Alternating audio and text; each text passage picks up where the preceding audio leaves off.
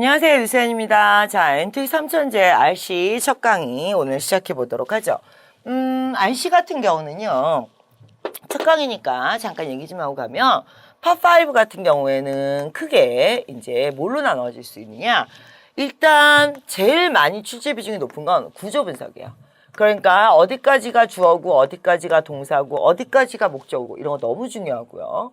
그 다음에 그거에 따라서 품사를 배열하는 거. 그러니까 빈칸 앞에는 뭐가 있어요? 빈칸 뒤에는 뭐가 있어요? 그럼 이거 연결하려면 어떻게 해야 돼요? 이게 전치 시험에 어느 정도를 차지한다고 생각하시면 50% 정도를 차지한다고 생각하시면 돼요. 그러니까 주어 찾고 동사 찾고 목적어 찾고 전면고 가로를 묶고 닫고 이런 것들이 시험의 50%를 차지한다. 자, 그 다음에는 뭐가 나오느냐? 그 다음에는 이제 우리가 문장 중에 답을 결정하는 단어가 있어요.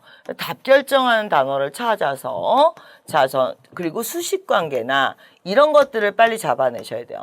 그 논리적인 연결, 이런 거 굉장히 중요시 여겨요. 자, 논리적인 부분을 중요시 여기고, 자, 그래서 이게 한 20% 정도를 또 차지한다고 생각하시면 되고, 그러면서 이제 관련 문법, 관련 어휘. 자, 문법이 은근히 약해요. 그리고 어휘도 실제로는 비중이 그다지 높지 않아요. 그래서 어휘나 이런 것들이 있는데, 문법은 12종으로 나누어지고요. 그 다음에 어휘는 1200개 어휘로 나누어져요. 자, 그래서 1200개 어휘라는 건 그럼 어디 있어요? 이거는 사실 구하시기가 힘이 들어요. 1200개 어휘라는 건. 자, 1200개 어휘라는 건 어떤 걸 얘기하는 거냐면, 지난 토익 시험에 8년 동안 나왔던 문제들을 엑셀에 넣고 돌려보면 자, A, B, C, D가 계속 같은 게 반복되는 걸 알 수 있어요. 그 같은 게 반복되는 걸 모아보면 1200개 정도가 돼요. 1200개를 모아놓고 공부를 한다고 해서 그게 또 뭐 들어오는 것도 아니고 자꾸 1200개 어휘를 한꺼번에 정리된 걸 찾으시는 분들이 있는데 굳이 보시자면 이제 필살기라는 책의 어휘가 1200개 어휘 문제로 구성이 되어 있긴 해요. 근데 그런 것보다는 문제를 풀면서 일일이 정리하시는 게 더 빨라요. 그래서 그리고 또 중요한 건 응용이기 때문에 뜻이 아니라 응용. 그래서 문제 속에서 보시는 게 더 좋아요. 문제집을 보시면서. 그러면 얘 같은 경우에는 어떻게 정리를 하느냐. 이제 수업하면서 정리하겠지만 뜻으로 정리하는 것이 아니라 자, 출제 포인트. 언제, 누구와 어떻게 답이었다. 이런 것들을 위주로 정리를 해요. 왜냐하면 뜻은 아는데 답만 안 나와요. 그래서 얘네들은 응용을 중요시 여기는 파트라고 생각하시면 돼요. 이게 이제 한 30% 비중을 갖게 되죠. 토익 시험 전체로 봤을 때. 더 문제가 되는 건 뭐냐? 복합성이라는 거예요. 그러니까 구조, 그럼 구조만 물어보는 것도 아니고 관련 문법, 그럼 관련 문법만 물어보는 것도 아니고 이 세 가지들이 자, 복합적으로 하나의 문제에서 녹여가면서 풀게 된다. 이런 것들이 어렵다. 자, 그런데 이제 문법도 스킬적인 요소들이 있어서 정리된 걸 따로 좀 보셔야 돼요.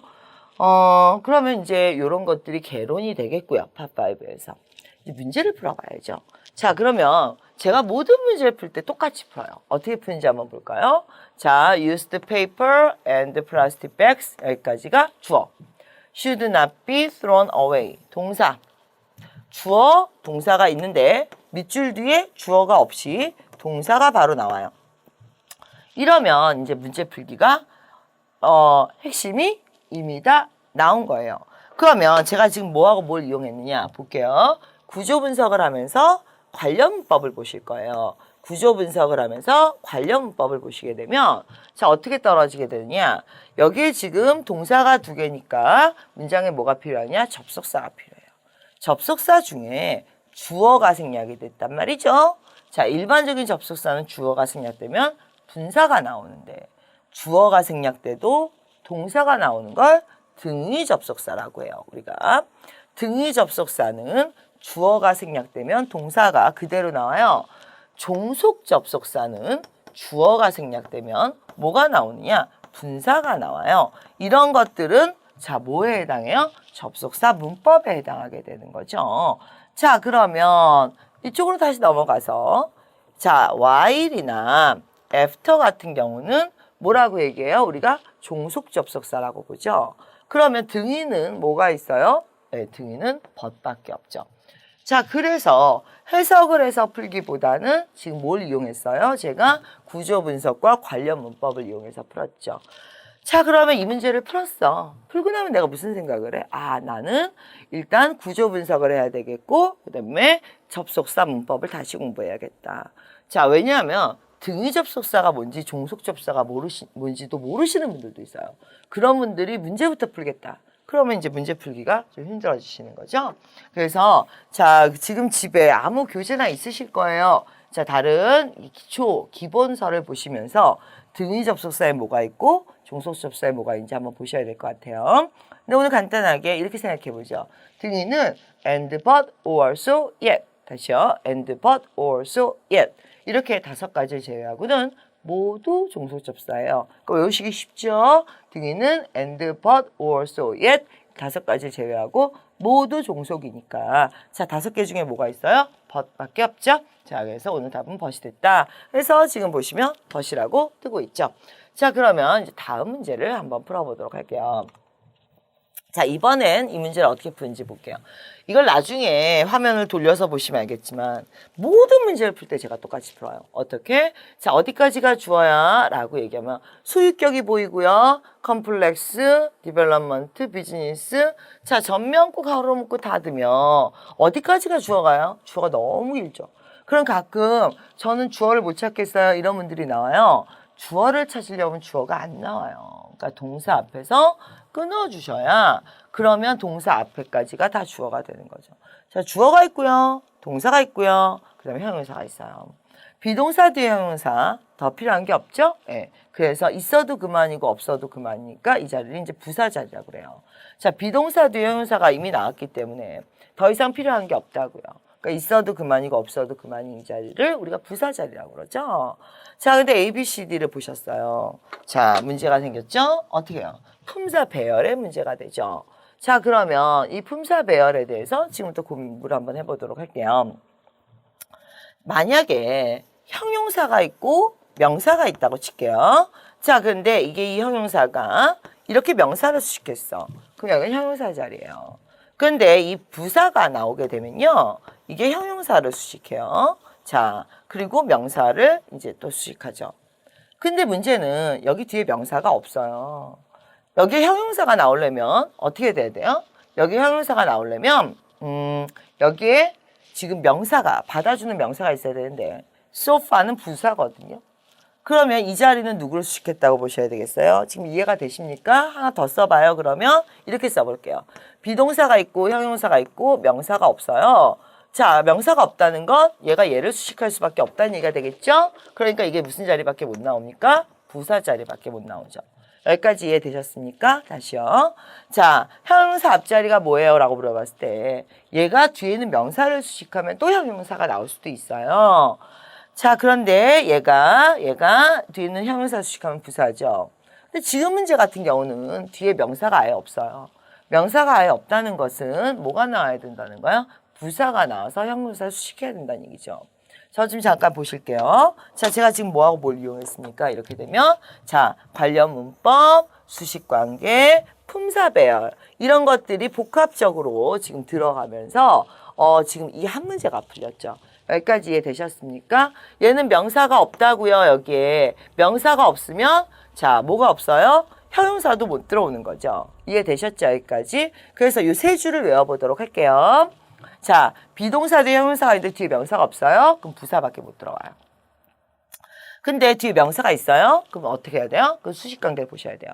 명사를 수식한 거냐? 형용사를 수식한 거냐? 자, 그래서 자, 지금 오늘 답은 뭐가 되겠습니까? moderately라는 부사가 되겠죠? 자, 그런데 다시 한번 자, 이 문제를 볼 때 제가 어떻게 봤는지 다시 볼게요. 구조 분석 하셨고요. 품사 배열, 수식관계 이런 것들을 보셨고요. 그래서 그거에 해당하는 이론, 자, 어느 뭐뭐가 나와야 된다. 이런 이론 같은 거 보셨고요.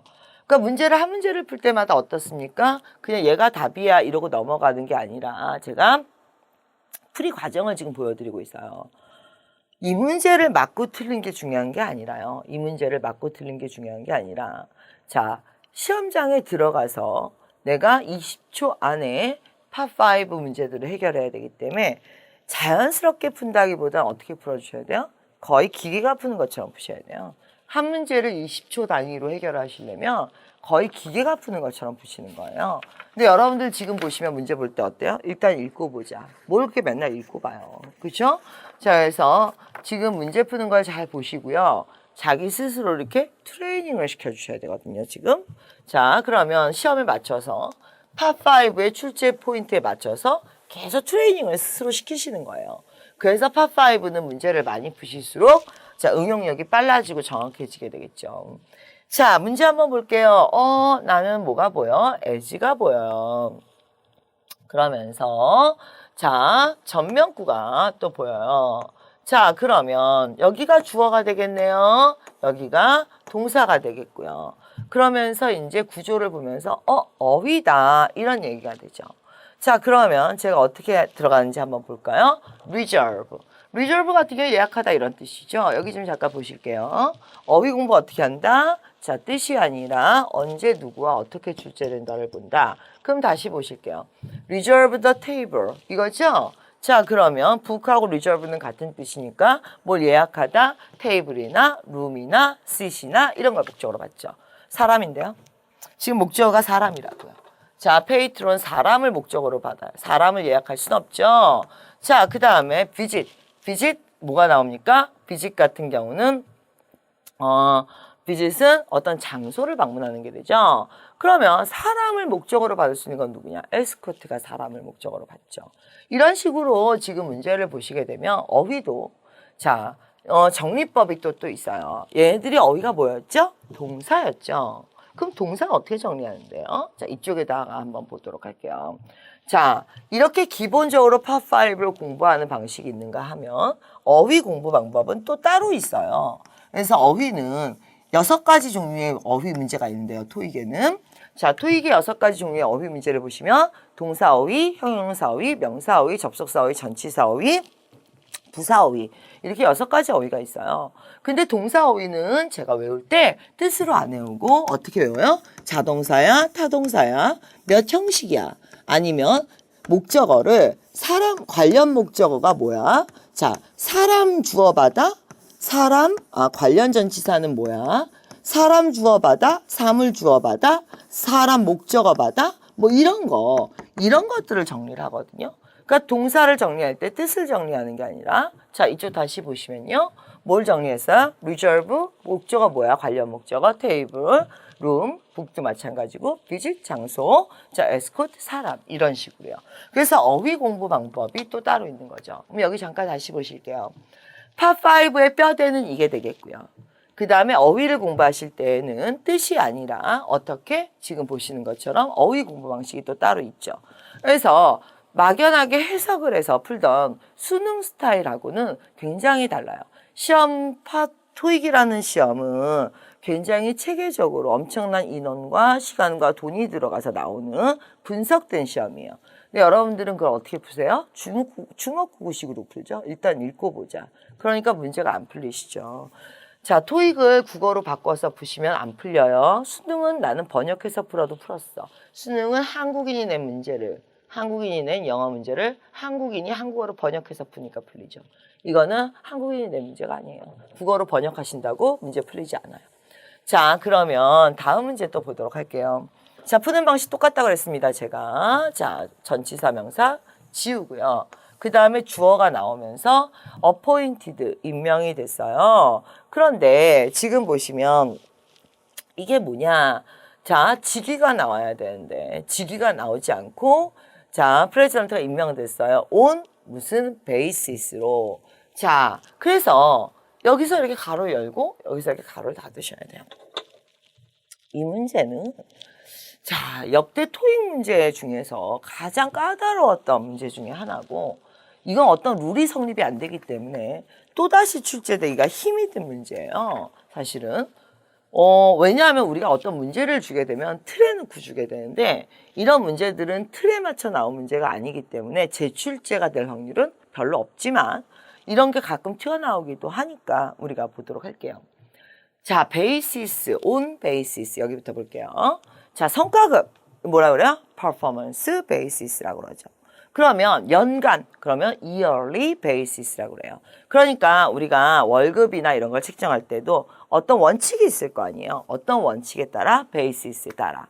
그래서 monthly basis 하면 월급이 되죠. yearly basis 그러면 연봉이 되고요. performance basis 하면은 뭐가 됩니까? 성과급이 돼요. 이런 식으로 이런 원칙을 얘기할 때 우리가 basis라고 하는데 이건 지금 돈을 얘기하는 건 아니고 임기가 2년 원칙으로, 2년 주기로 이런 뜻이 되는 거죠. 그런데 2년마다 뭐가 된다는 거예요? 로테이팅이 된다는 거예요. 원래는 복합 명사가 맞아요. 근데 일로 들어갔다고 칠게요. 2-year rotation basis예요. 일로 들어갔으면 명사거든요. 근데 2-year를 돌리는 거죠, 지금. 그렇기 때문에 오늘의 답은 rotating이 돼요. 근데 다시 한번 얘기하지만 일로 들어간 복합 명사예요. 그러면 종류가 돼요. 이렇게 되면 종류는 복합 명사가 들어가는 거니까 rotation basis가 맞아요. 자, 근데 저 앞으로 들어갔어요. 그런 건 이 2-year basis를 돌리는 거죠. 그러니까 돌려요. 무엇을? 2-year basis를. 그래서 지금 앞쪽으로 빠지면 rotating 동명사의 자 목적어 처리가 되는 거고 뒤로 빠지면 복합 명사, 종류를 나타내는 복합 명사가 된다. 이런 얘기죠. 근데 이 문제는 이제 용어에 가까워요. 그래서 비즈니스 용어 같은 경우에는 그래도 한 달에 한두 문제씩은 꼭 나오는데 직접 써보신 분들이 아니면 일상생활에서 맞히기가 조금 힘드신 문제였어요. 너무 신경은 안 써도 되고 이런 비즈니스 용어들을 평소에 내가 좀 많이 봐야겠다. 자, 이 정도만 보시면 되겠습니다. 다음 문제 한번 보도록 하죠. 다음 문제 보시면 어디까지가 주어져? 자, 여기까지가 주어져. 동사 앞까지가 주어라고 했으니까. 동사가 밑줄이 동사예요. how가 목적어예요.